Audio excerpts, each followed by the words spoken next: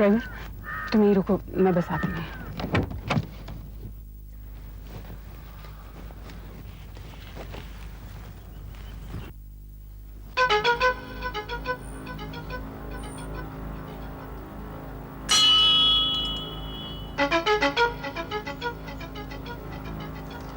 अरे कामना। अरे बीजी आप, नमस्ते। नमस्ते, सुखी रहो। कहाँ जा रही हैं आप? कहाँ जाऊंगी मैं, घर से मंदिर और मंदिर से घर। अच्छा हुआ आप मिल गई। क्यों, कुछ काम था क्या? नहीं, एक्चुअली हम अरुणा के घर गए थे। वहाँ पता चला कि सरिता और आशु का झगड़ा हुआ है। वो लोग तो बस आप ही लोगों के बारे में बातें कर रहे थे। क्या कह रहे थे वो लोग? अब छोड़िए ना बीजी, हमारे लिए तो दोनों घर एक समान है। लेकिन जो कुछ भी कह रहे थे अच्छा नहीं लगा हमें सुनकर। वो लोग क्या कह रहे थे? क्या बताऊं बीजी, वो लोग तो आपके घर वालों के यानी आपके बेटे बहू सबकी बुराई कर रहे थे। कह रहे थे कि सारे के सारे बस एक जैसे ही हैं वो। अच्छा, तो आप दूसरों पे उंगलियां उठा रहे हैं। अपनी औलाद के गिरेबान में कभी झांक के देखा? अपनी औलाद की करतूतों पे कभी ध्यान दिया उन्होंने? क्यों बीजी, सरिता ने कुछ किया क्या? सारा किया धरा तो सरिता का ही है। उसने हमारे घर की शांति भंग करके रख दी और अब वो लोग हमारे परिवार को कोस रहे हैं। आने दो अरुणा को, मैं उससे बात करूंगी। जी, आपसे बस एक ही प्रार्थना है, हमारे बारे में कुछ मत कहिएगा उनसे, नहीं तो हम तो भला करके भी बुरे बन जाएंगे ना। उसकी फिक्र ना करो तुम। जी बस हमारा नाम नहीं आना चाहिए। वैसे हमारे लायक कोई सेवा हो तो हमें निसंकोच बताइएगा। हम तो बस यही चाहते हैं ना बीजी कि सब में प्रेम बना रहे। प्रेम? अच्छा किया तुमने मुझे बता दिया। क्या कह रही है बीजी, ये तो हमारा फर्ज था। चलती हूँ मैं। बीजी आप कहें तो हम छोड़ाएं आपको? नहीं नहीं, चली जाऊंगी मैं।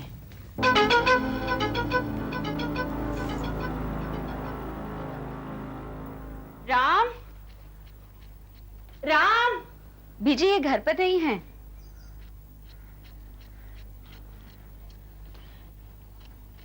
कहाँ गए सब लोग? तुम लोग इसी तरह हाथ पे हाथ रखकर बैठे रहो, चाहे लोग हमारे बारे में कुछ भी कहें। क्या बात है बीजी, और आप ऐसे क्यों बोल रही हैं? आज आपको मंदिर से आने में भी देर हो गई। कहाँ गया है राम? तुम लोग इसी तरह से खामोश बैठे रहो, कुछ मत करना। बीजी बात क्या हुई है? ज़बाने की ज़ुबान पर हमारी चर्चा है, हमारे घर की चर्चा है। अब तो सारे मोहल्ले को भी पता लग जाएगा। आखिर बात क्या हुई है ये तो बताइए। कामना मिली थी मुझे, चेतना की छोटी बहन। उसने कुछ कहा आपसे? वो बेचारी क्या कहेगी, भगवान भला करे उसका।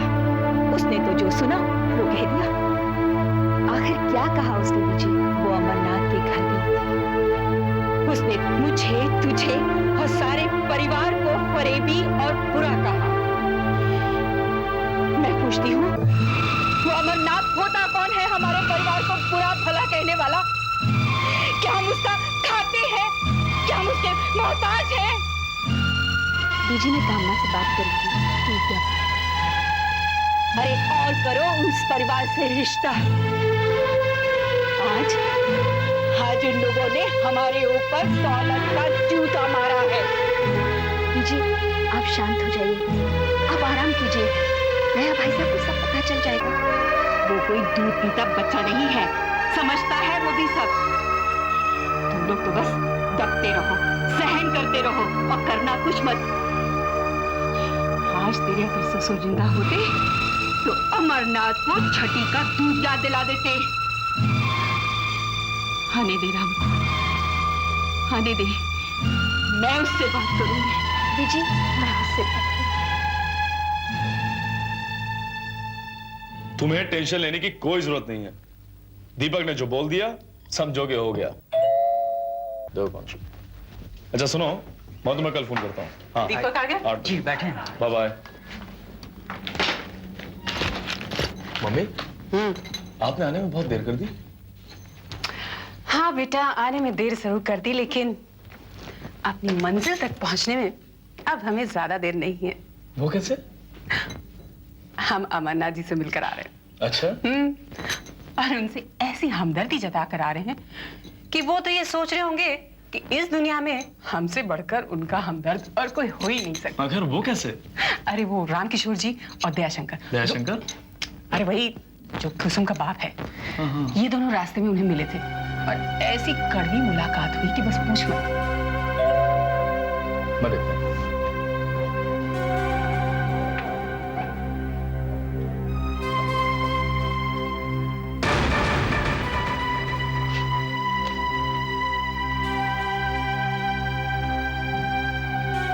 दीपक, मैंने तुम्हें ऑफिस में बुलाया था ना, आए क्यों नहीं? इसे मैंने किसी काम से बाहर भेजा था और वैसे भी ये ऑफिस जाकर करेगा क्या? क्यों? काम करेगा, मेरा हाथ बटाएगा। हाथ बटाने के लिए आपके ऑफिस में आपका पूरा इतना बड़ा स्टाफ है, फिर भी इसकी जरूरत पड़ेगी क्या? कामना, तुम इसे अपाहिज बना दोगी। अगर काम नहीं करेगा तो ये अपनी जिंदगी कैसे गुजारेगा? मुझे एक बात बताइए, जिंदगी गुजारने के लिए ऐसी कौन सी चीज है जो इसके पास नहीं है? और वैसे भी इंसान आखिर कमाता किसके लिए? अपनी औलाद के लिए ना। तो फिर जो कुछ भी हमारा है वो कल को इसी का होने वाला है कि नहीं? कामना, तुम अपने बेटे को मोहताज बना के रख दोगी। बिना काम किए कारून का खजाना भी खाली हो जाता है। कामना, जीने के लिए जिस तरह हवा की जरूरत होती है उसी तरह जिंदगी गुजारने के लिए काम करने की जरूरत होती है। आप इसकी चिंता में दुबले क्यों हुए जा रहे हैं? जब वक्त आएगा तो ये खुद ही सीख जाएगा। वैसे भी इसकी उम्र ही क्या है अभी? कामना, जो आदमी वक्त आने पर सीखता है ना, उसके हाथ में सिर्फ मायूसी लगती है। हर काम को वक्त से पहले कर लेना चाहिए, क्योंकि वक्त कभी किसी का इंतजार नहीं करता। वो कभी भी कोई भी करवट बदल सकता है। कामना, समझी ना?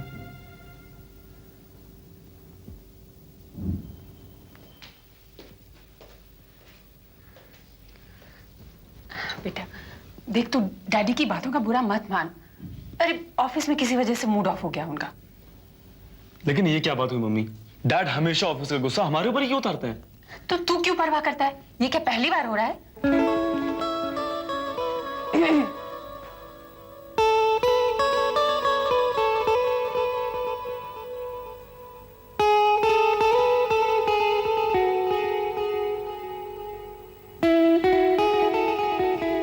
अजीब हालत है इस घर की, जिसे देखो अपने अपने काम में लगा हुआ है। अंकल और बाबा न जाने कहाँ गए हैं। अब मैं किससे बात करूं? मैं हूं ना, तुम मुझसे बात करो। माँ जी, मुझे ये बात समझ में नहीं आती कि इस घर में सब लोग इतने खामोश खामोश क्यों हैं? सबने मौन व्रत तो नहीं रखा हुआ है? अगर ऐसी बात होती तो मैं तुम्हारी बात का जवाब क्यों देती? ये बात भी ठीक है, लेकिन पता नहीं, कुछ बात तो जरूर है। कोई बात नहीं है। अच्छा, थोड़ी देर पहले किसका फोन आया था? वो सरिता भाभी का फोन आया था, लेकिन हमारी बात नहीं हुई। सरिता ने फोन किया था? और दीदी की बात हुई थी। आप उनसे बात कीजिए और मैं बीजी को हेलो क्या कहती हूँ। कुसुम, सरिता ने फोन किया था, क्या बात हुई?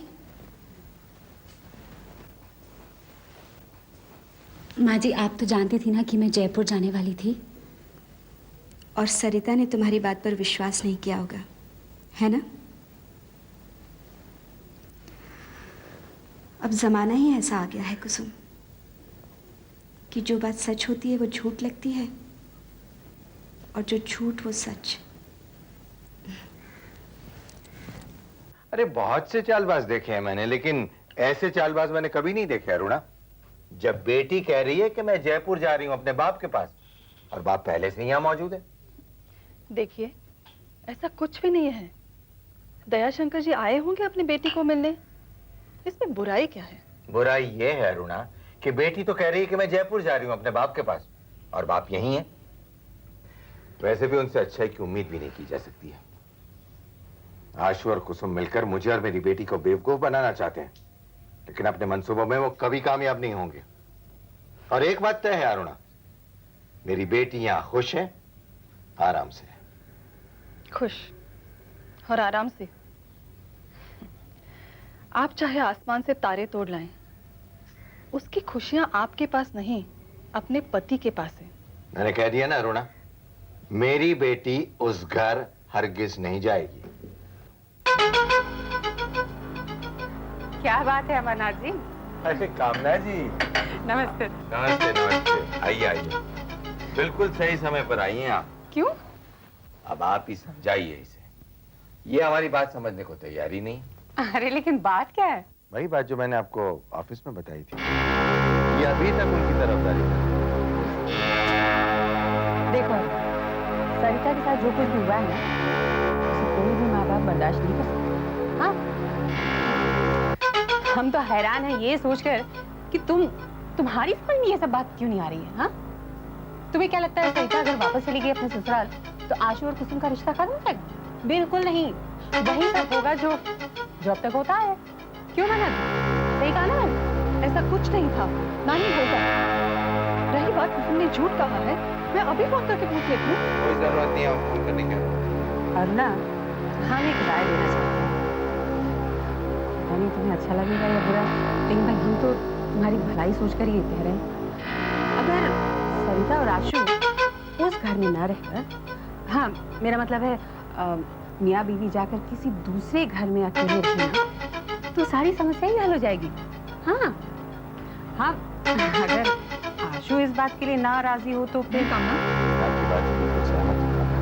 आप बिल्कुल सही कह रहे हैं। अगर आशु सरिता के साथ जिंदगी बिताना चाहता है तो दोनों को अलग रहना पड़ेगा और आशु को वो घर छोड़ना पड़ेगा। हाँ हाँ, मैं समझता हूँ कि उनकी घर की हालत क्या है, तो मैं अपनी बेटी के लिए एक आलीशान बंगला खरीद दूंगा। और कामना जी, अगर उन्होंने या आशु ने इनकार किया ना, तो हमारी बेटी यहीं रहेगी हमेशा, कहीं नहीं। और अरुणा, ये मेरा आखिरी फैसला है।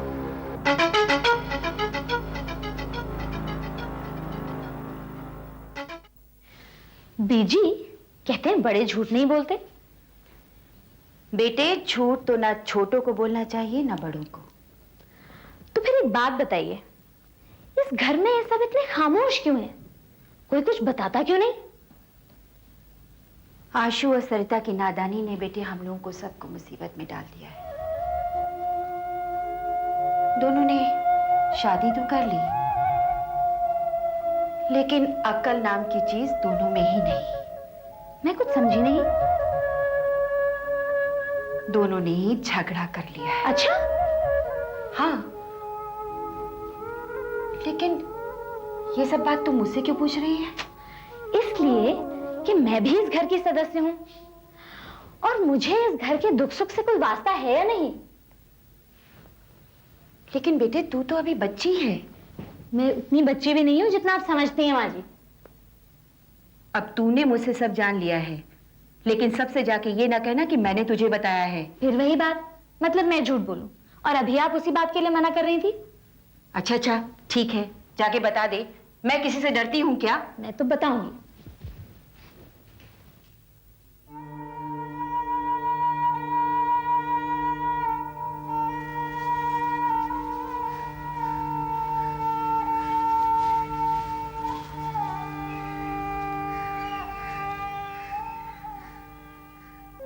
सुमन, मेरे लिए एक गिलास पानी लेके आ। प्लीज दीदी, मुझे पढ़ने दो। एक गिलास पानी तो मांगा है। ये तेरे चेहरे को क्या हो गया? क्या हो गया? तूने अपना चेहरा आईने में देखा है? रोज देखती हूँ। नहीं, कभी गौर से देखा है? तुझे नहीं लगता कि भगवान ने तेरी इस नाक पे कुछ ज्यादा मेहरबानी की है? क्या मतलब है आपका? नहीं, मतलब कुछ खास तो नहीं है, लेकिन तुझे ऐसा नहीं लगता कि तेरी नाक के सामने तेरा चेहरा छोटा लगता है? छोटा लगे या बड़ा, चेहरा भी मेरा है और नाक भी मेरी। आपको परेशान होने की कोई जरूरत नहीं है। अरे परेशान होने की जरूरत है भाई, तू मेरी सगी छोटी बहन है। मैं बहुत परेशान हूँ, लेकिन तू फिक्र मत कर, मैं बाबा से कह के तेरी प्लास्टिक सर्जरी करवा दूंगी। जी नहीं, प्लास्टिक सर्जरी की मुझे कोई जरूरत नहीं, आप करा लीजिए। जरूरत है छोटी, तू समझती नहीं है। देख सुन, कल तेरी शादी होगी, तुझे कोई अच्छा हैंडसम सा लड़का देखने आएगा। वो बोलेगा लड़की तो बिल्कुल ठीक है, लेकिन उसकी जो ये नाक है वो पकौड़े जैसी है, बैठी रह जाएगी जिंदगी भर।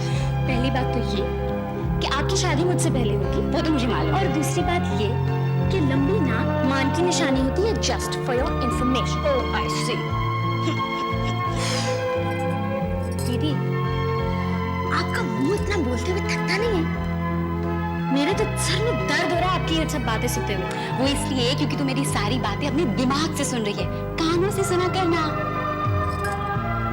अगर होने वाले जीजा जी भी आपके जितना बोले तो लड़ाइयां ही होती रहेंगी आपके दिल को। कोई लड़ाइयां नहीं होंगी क्योंकि मैं उससे बहुत प्यार करूंगी और वैसे भी वो मेरी हर बात मानेगा।